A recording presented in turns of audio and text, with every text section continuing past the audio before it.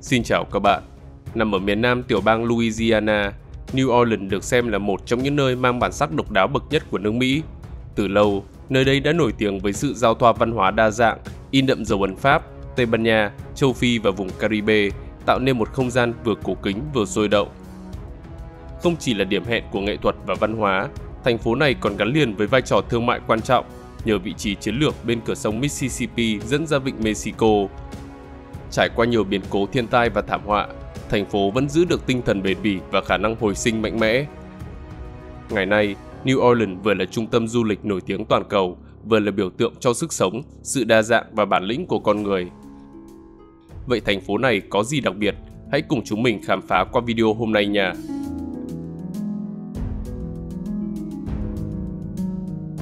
Đặc điểm địa lý. Thành phố New Orleans mang trong mình một mô hình quản lý khác biệt khi được xác định là thành phố giáo xứ hợp nhất với tư cách hành chính tương ứng với quận trong hệ thống của các tiểu bang trong nước Mỹ. Qua đó, không chỉ cho thấy sự khác biệt trong hệ thống quản trị mà còn phản ánh vị thế trung tâm về văn hóa, tôn giáo và đời sống cộng đồng mà thành phố đã duy trì và phát huy trong suốt quá trình phát triển. Nhìn trong tổng thể vùng đô thị, khu vực đô thị New Orleans Metairie bao phủ diện tích 17.496 km2, được cấu thành từ 7 giáo xứ là New Orleans, St. John, St. James, St. Charles, Jefferson, Plaquemine và St. Bernard. Trong số đó, thành phố New Orleans, tức là giáo xứ Orleans, giữ vai trò hạt nhân, có diện tích khoảng 906,1 km2, bao gồm 438,8 km2 đất liền và 467,3 km2 mặt nước, cho thấy sự chi phối mạnh mẽ của sông hồ và vùng nước đối với cấu trúc cũng như bản sắc đô thị của vùng đất này. Tiếp theo, chúng ta sẽ đi sâu tìm hiểu về địa lý của thành phố New Orleans. Đô thị này cách vịnh Mexico khoảng 87 km, nằm giữa hồ Pontchartrain và dòng chảy của sông Mississippi. Do vị trí đặc biệt tại khúc uốn cong tạo hình lưỡi liềm của con sông này, nên nơi đây được gọi với biệt danh nổi tiếng là thành phố hình lưỡi liềm. Vị trí địa lý ấy không chỉ tạo nên cảnh quan thiên nhiên độc đáo mà còn định hình rõ nét lịch sử phát triển lâu đời, văn hóa đa dạng với sự giao thoa giữa các nền văn minh, kiến trúc đặc trưng mang dấu ấn của Pháp, Tây Ban Nha, Mỹ và đời sống kinh tế đa dạng, phong phú, phản ánh tầm quan trọng của New Orleans như một trung tâm giao thương, văn hóa và du lịch hàng đầu của khu vực. Trong khi hồ Pontchartrain cùng với các vùng đầm lầy rộng lớn và đất ngầm nước bao quanh thành phố đã tạo nên một hệ thống địa hình và sinh thái độc đáo, là nơi sinh sống của nhiều loài thực vật và động vật, góp phần hình thành bản sắc riêng xung quanh đô thị. Đồng thời sự hiện diện của các vùng nước rộng lớn đã duy trì sự cân bằng tự nhiên, giảm bớt các tác động mạnh của thời tiết và thủy triều, cũng như tạo ra những không gian sinh hoạt, giải trí và cảnh quan phong phú cho thành phố. Về tổng quan địa hình, New Orleans được hình thành từ chấm tích bồi tụ của sông Mississippi qua hàng nghìn năm, tạo nên các dặng đất cao ven sông xen kẽ những vùng trũng thấp. Dẫu vậy, quá trình xây dựng đê điều và mở rộng đô thị gần như đã chặn đứng sự bồi tụ tự nhiên, khiến cho hơn một nửa diện tích thành phố nằm ngang hoặc là thấp hơn mực nước biển. Trong đó các khu vực cao như là Uptown chỉ đạt khoảng 6 mét, còn đông New Orleans thấp hơn mực nước biển khoảng 2 mét. Song song với đó, vấn đề nền đất yếu khi phần lớn là bùn, cát và đất sét kết hợp với tốc độ lún nhanh và mực nước biển dâng khiến cho nguy cơ ngập lụt luôn hiện hữu. Điều này đã được minh chứng rõ rệt qua cơn bão Katrina vào năm 2005 khi 80% thành phố chìm trong nước. Về khí hậu, New Orleans thuộc loại khí hậu cận nhiệt đới ẩm với đặc trưng là mùa hè nóng ẩm kéo dài, nhiệt độ thường xuyên cao và độ ẩm lớn, còn mùa đông ngắn, ôn hòa và ít khắc nghiệt hơn so với các vùng miền Bắc nước Mỹ. Do đó, thành phố nhận lượng mưa trung bình hơn 1.500 mm mỗi năm, phân bố tương đối đều nhưng tập trung nhiều vào mùa hè và đầu mùa thu. Những đặc điểm này dù tạo nên môi trường thuận lợi cho các loại cây cối nhiệt đới và động vật địa phương, tuy nhiên cũng khiến cho thành phố đặc biệt dễ bị tác động bởi các cơn bão nhiệt đới, lũ lụt và các hiện tượng thời tiết cực đoan khác. Với địa hình như thế, thành phố này có một hệ thống giao thông đa dạng, kết hợp đường bộ, đường sắt, đường thủy, hàng không và phương tiện công cộng. Tuy nhiên, giao thông công cộng đến năm 2017 mới khôi phục được một nửa so với trước bão Katrina vào năm 2005. Trong đó xe điện được ưu tiên phục hồi và mở rộng, với St. Charles là tuyến lâu đời nhất nước Mỹ. Mặt khác, xe buýt kết nối nội đô và ngoại ô, đồng thời thành phố vẫn duy trì dịch vụ phà trên sông Mississippi. Về đường bộ, thành phố được liên kết bởi các tuyến liên bang như là I-10, I-610, I-510 cùng với quốc lộ 90, 61 và 11. Nơi đây cũng khuyến khích giao thông xanh nhờ địa hình bằng phẳng và khí hậu ôn hòa, nhờ vậy mà tỷ lệ người đi bộ và đạp xe đi làm thuộc nhóm cao nhất nước Mỹ. Hệ thống cầu cũng là điểm nhấn nổi bật, trong đó có cầu Crescent City Connection bắc qua sông Mississippi, hay ở cấp độ vùng đô thị là cầu Huey Pierce Long dài khoảng 3,2 km giúp kết nối thành phố New Orleans với khu vực ngoại ô phía Tây. Đáng chú ý là cầu vượt hồ Pontchartrain được coi là một trong những công trình hạ tầng biểu tượng của liên bang Louisiana nói chung và vùng đô thị New Orleans nói riêng. Cây cầu gồm 2 nhịp song song bắc qua hồ Pontchartrain dài khoảng 38,35 km. Với độ dài này, cầu giữ kỷ lục Guinness là cầu vượt nước liên tục dài nhất thế giới. Trong khi cầu Vịnh Giao Châu ở Trung Quốc được công nhận ở hạng mục cầu vượt mặt nước tổng hợp dài nhất thế giới do không có tính liên tục như cầu vượt hồ Pontchartrain. Với những giá trị kiến trúc, kỹ thuật và vai trò lịch sử quan trọng, năm 2013, công trình đã được Hiệp hội Kỹ sư xây dựng Mỹ công nhận là di tích lịch sử quốc gia về kỹ thuật xây dựng. Bên cạnh đó, đường sắt cũng giữ vai trò quan trọng, với ga liên hợp New Orleans phục vụ các chuyến Amtrak dài ngày kết nối nơi đây với New York, Chicago, Los Angeles, đồng thời là đầu mối tập trung cả 6 tuyến đường sắt hạng nhất Bắc Mỹ nhờ lợi thế cảng biển và mạng lưới đường sắt vượt sông. Còn về hàng không thì sân bay quốc tế Louis Armstrong New Orleans là sân bay lớn nhất của tiểu bang Louisiana và là cửa ngõ quốc tế duy nhất của vùng với hơn 13 triệu lượt khách mỗi năm, cùng các sân bay khu vực phụ trợ như là Lakefront và Southern Seaplane.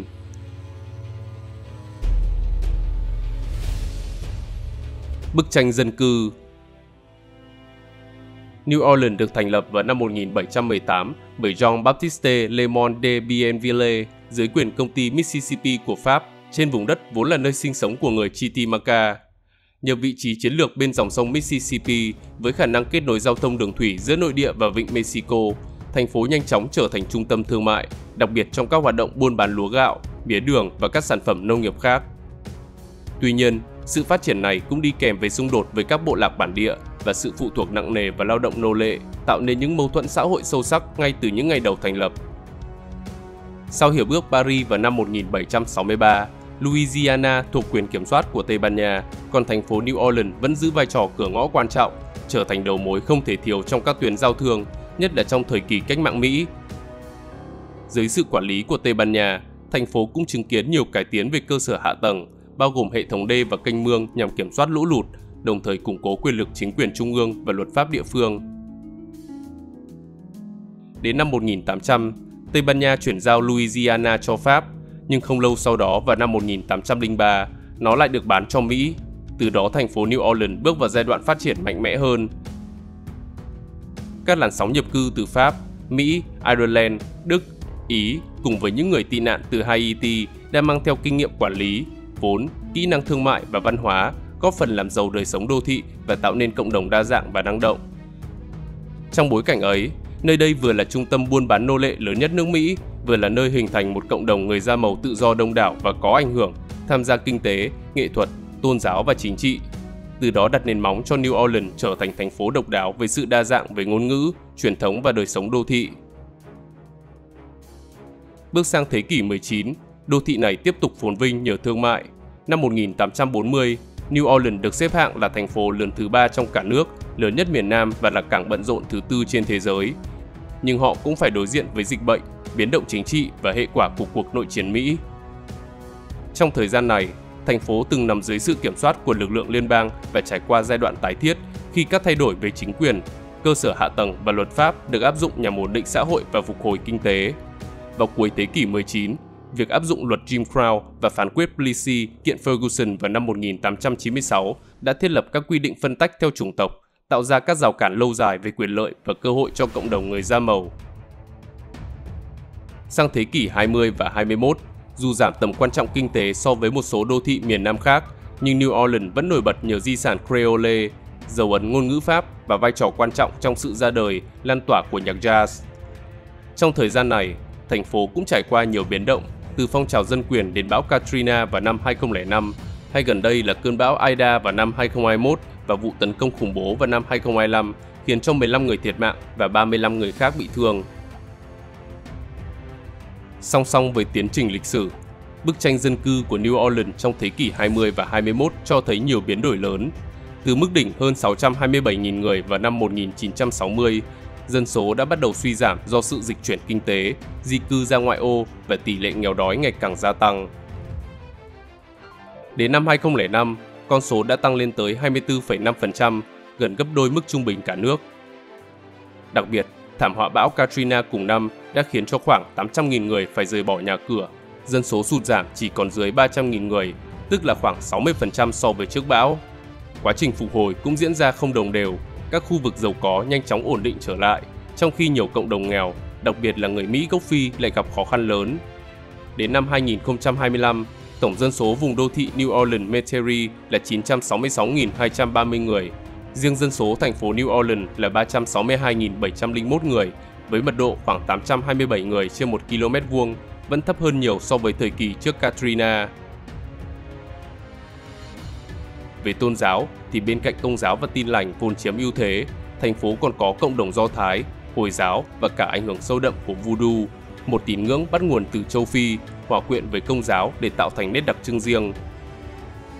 Điều đáng nói là nếu như vào năm 2000, người da đen chiếm hơn 67% dân số, thì tính đến năm 2024, con số này giảm xuống chỉ còn khoảng 56%, xếp sau là người da trắng, người Latin, người gốc Á và các chủng tộc khác. Trong cộng đồng người châu Á, người Mỹ gốc Việt có số lượng đáng kể, ước tính hiện tại có khoảng 16.000 người đang sinh sống tại đây. Dù người Mỹ gốc Việt chỉ chiếm khoảng 4% dân số địa phương, nhưng món ăn Việt Nam đóng một vai trò quan trọng trong bức tranh ẩm thực tại thành phố này.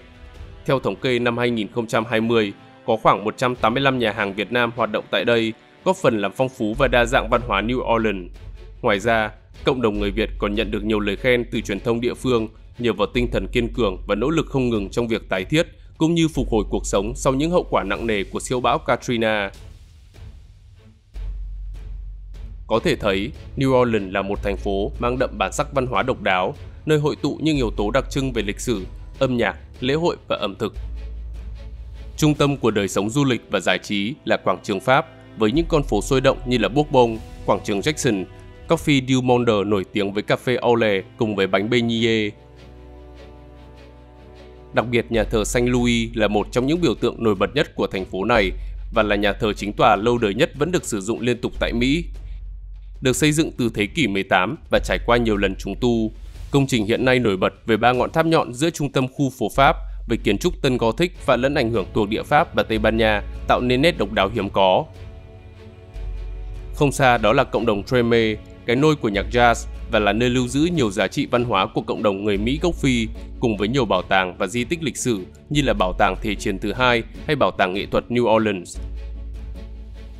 New Orleans còn được biết đến rộng rãi nhờ những lễ hội mang đậm bản sắc văn hóa và lịch sử. Nổi bật nhất là Mardi Gras, một sự kiện lễ hội rực rỡ sắc màu với những cuộc diễu hành hoành tráng, mặt nạ lộng lẫy và âm nhạc tràn ngập khắp các con phố, thu hút hàng triệu du khách từ khắp nơi trên thế giới mỗi năm. Tổng quan nền kinh tế. Từ những ngày đầu hình thành, vị trí đặc biệt bên cửa sông Mississippi đã mang lại cho New Orleans vai trò chiến lược trong giao thương và vận tải. Vì lẽ đó, nơi đây nhanh chóng trở thành điểm dừng chân lý tưởng cho các thương nhân, tạo điều kiện thúc đẩy dân cư tập trung và biến New Orleans trở thành một hải cảng nhộn nhịp. Trong suốt hơn 3 thế kỷ, thành phố vừa là trung tâm vận chuyển nông sản, hàng tiêu dùng, vừa không ngừng mở rộng sang xuất nhập khẩu dầu khí, hóa chất và các mặt hàng khối lượng lớn. Bước sang thời hiện đại, New Orleans tiếp tục khẳng định vai trò là đầu mối logistics của Bắc Mỹ với mạng lưới vận tải đa phương thức ấn tượng. Đồng thời cảng biển được mở rộng cho container, cộng thêm lợi thế chi phí điện năng thấp và quỹ đất sẵn có đã tạo đà cho các khu hậu cần, kho bãi và cơ sở phân phối phát triển mạnh. Tính đến hiện tại, tổng GDP của toàn khu vực đô thị New Orleans Metairie là khoảng 106,6 tỷ đô la. Riêng thành phố New Orleans ước tính 30,7 tỷ đô la và bình quân đầu người là gần 84.643 đô la. Nền kinh tế của thành phố này mang tính đa dạng, kết hợp giữa vai trò trung tâm hàng hải, năng lượng truyền thống với sự phát triển của công nghệ, dịch vụ và du lịch hiện đại. Thành phố vận hành một trong những cảng lớn và nhộn nhịp nhất thế giới, đóng vai trò cửa ngõ chiến lược cho thương mại qua sông Mississippi và vịnh Mexico. Trong đó, cảng New Orleans cùng cảng Nam Louisiana đã tạo ra hệ thống vận tải thủy khổng lồ, kết nối dòng chảy hàng hóa trong nước và quốc tế. Ngoài ra, khu vực này còn gắn liền với công nghiệp dầu khí và hóa dầu, chiếm tỷ trọng lớn trong sản lượng lọc dầu toàn nước Mỹ. Vào năm 2023, cảng New Orleans vận chuyển hơn 73 triệu tấn, còn cảng Nam Louisiana vận chuyển khoảng 204 triệu tấn, lần lượt đứng thứ 5 và thứ 2 trong số các cảng của Mỹ. Không chỉ vậy, vào năm 2023, cảng New Orleans còn đón gần 1.200.000 lượt khách từ du thuyền. Đây là minh chứng cho thấy sức sống mạnh mẽ của cảng trong thương mại hàng hóa và du lịch.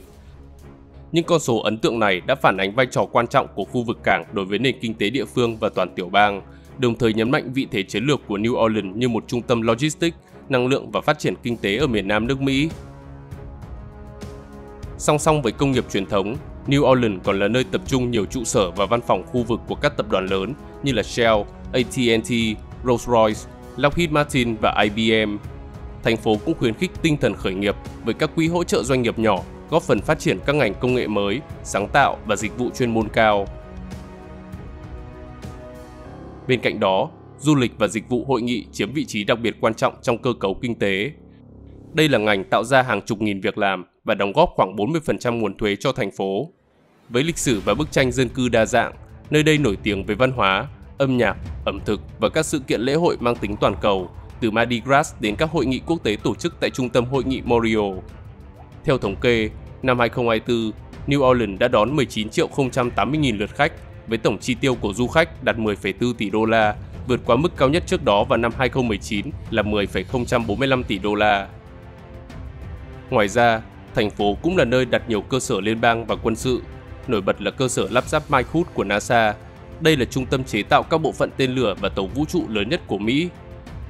New Orleans còn có các văn phòng liên bang quan trọng, cảng biển và cơ sở hạ tầng quân sự chiến lược, giúp thành phố giữ vai trò then chốt trong kinh tế và an ninh.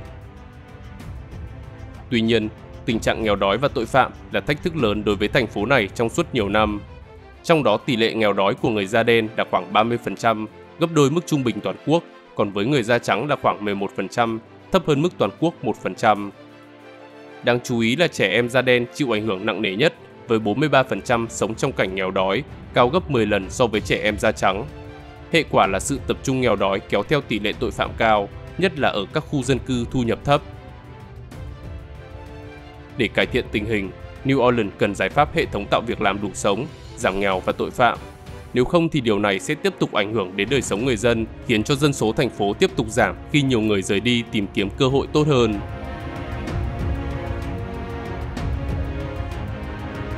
Đứng trước nguy cơ bị xóa sổ. Dù vị trí địa lý mang lại lợi thế chiến lược cho New Orleans, nhưng cũng vì vậy mà nó trở thành một trong những đô thị dễ bị tổn thương nhất trước các hiện tượng thiên nhiên khắc nghiệt, đặc biệt là mực nước biển dâng và sụt lún đất. Bởi lẽ, thành phố được hình thành ngay trên vùng đồng bằng châu thổ của sông Mississippi, nơi địa chất chủ yếu là các lớp trầm tích mềm do phù sa tích tụ qua hàng nghìn năm. Vốn dĩ, những vùng ngầm nước tự nhiên từng đóng vai trò như là chắn, hấp thụ dòng chảy và giảm tác động lũ lụt.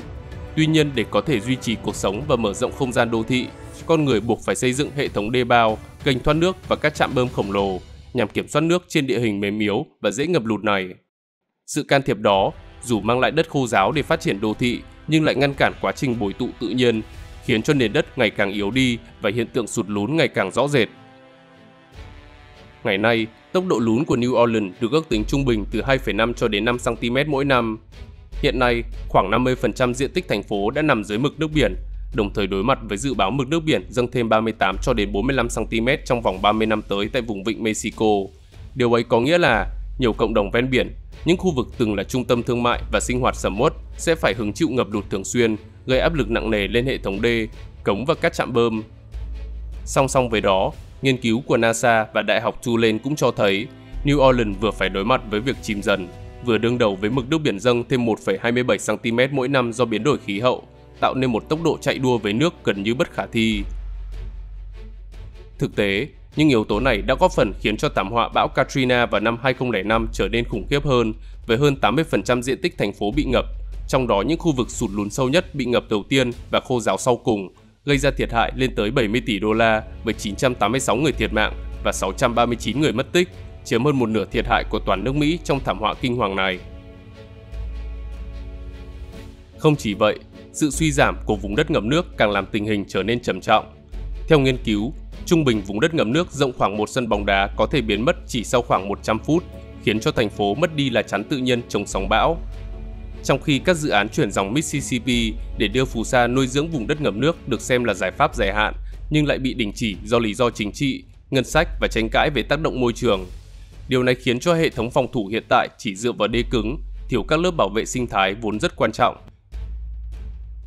Theo một báo cáo của Cơ quan Quản lý Khí quyển và Đại dương Quốc gia Mỹ vào năm 2022, nếu hiện tượng nóng lên toàn cầu tiếp tục, băng tan nhanh có thể khiến mực nước biển tăng thêm từ 0,45 cho đến 1,5 mét vào cuối thế kỷ này. Ước tính đến năm 2100, hơn 1/3 dân số vùng đô thị New Orleans, tức là khoảng 300.000 người sẽ phải di rời. Còn tiểu bang Louisiana cũng có thể gánh chịu thiệt hại do bão lên tới 31 tỷ đô la mỗi năm, trong đó các hộ gia đình khó khăn chịu rủi ro lớn nhất vì không có đủ khả năng nâng cấp nhà cửa hay là có tiếng nói để nhận được hỗ trợ. So với một thành phố cũng nằm dưới mực nước biển khác là Amsterdam, có thể thấy New Orleans bộc lộ sự khác biệt rất rõ rệt. Theo đó, thủ đô của Hà Lan dù có địa hình chủ yếu là đất thấp, gồm bùn, than bùn và phù sa, nhưng lại sở hữu truyền thống hàng thế kỷ kiểm soát thủy văn được xây dựng đồng bộ với hệ thống đê, kênh đào và đất cải tạo theo phương pháp Polder, tức là một dạng vùng đất thấp có đê bọc.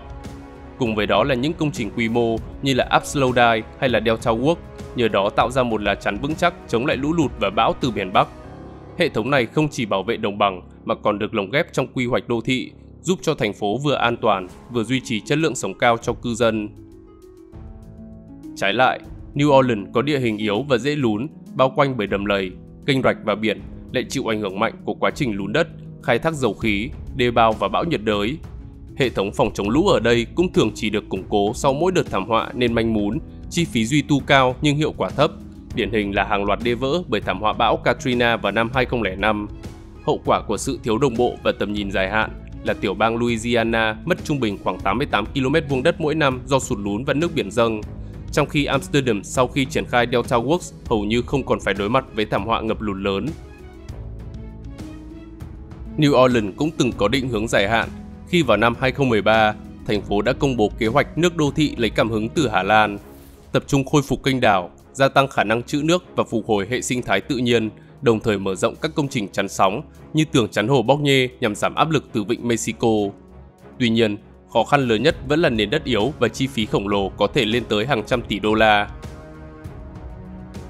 Bên cạnh đó, dù chính phủ liên bang đã đầu tư 14,6 tỷ đô la sau Katrina để gia cố hệ thống đê, trạm bơm và rào chắn hồ Bóc-nhê, nhưng các chuyên gia vẫn cảnh báo rằng chỉ cần một cơn bão mạnh như là Michael vào năm 2018 đổ bộ trực tiếp thì hệ thống phòng thủ hiện nay khó lòng chống đỡ. Hơn nữa, sau khi công trình hoàn tất vào năm 2018, việc duy tu được giao lại cho tiểu bang Louisiana, trong khi ngân sách liên bang bị cắt giảm, tạo ra áp lực lớn về tài chính và khả năng duy trì hiệu quả của các công trình phòng chống lũ lụt. Ngoài ra, nhiều dự án hỗ trợ tự nhiên như khôi phục đất ngập nước cũng bị hủy bỏ. Điển hình như dự án Mid Bataria cũng bị chính quyền tiểu bang cho dừng lại vào năm 2025, bất chấp nhiều năm nghiên cứu và vốn đã sẵn sàng. Vì vậy, tương lai của thành phố này phụ thuộc vào việc nơi đây vẫn chỉ tiếp tục chạy theo ứng phó thảm họa hay là mạnh dạn đầu tư dài hạn để biến nước từ mối đe dọa trở thành một phần tất yếu của đô thị, qua đó duy trì vai trò cửa ngõ thương mại chiến lược cũng như bảo tồn di sản văn hóa độc đáo của nước Mỹ. Hiện tại vẫn còn cơ hội để New Orleans thích nghi và tồn tại lâu dài. Các nhà khoa học và chuyên gia môi trường nhấn mạnh, thành phố cần một chiến lược kết hợp, bao gồm duy trì công trình nhân tạo với phục hồi sinh thái, tái tạo kênh đào, phục hồi đầm lầy, rừng ngập mặn, tăng khả năng trữ nước mưa, xây dựng đảo chắn sóng. Nếu được triển khai đồng bộ, những giải pháp trên không chỉ giảm nguy cơ ngập lụt và bảo vệ hạ tầng trọng yếu, mà còn giúp New Orleans trở thành một mô hình đô thị sống chung với nước, vừa gìn giữ được di sản văn hóa, vừa duy trì phát triển kinh tế trong bối cảnh biến đổi khí hậu ngày càng khắc nghiệt. Và trên đây là bức tranh toàn cảnh về New Orleans. Xin chào và hẹn gặp lại các bạn trong những video tiếp theo.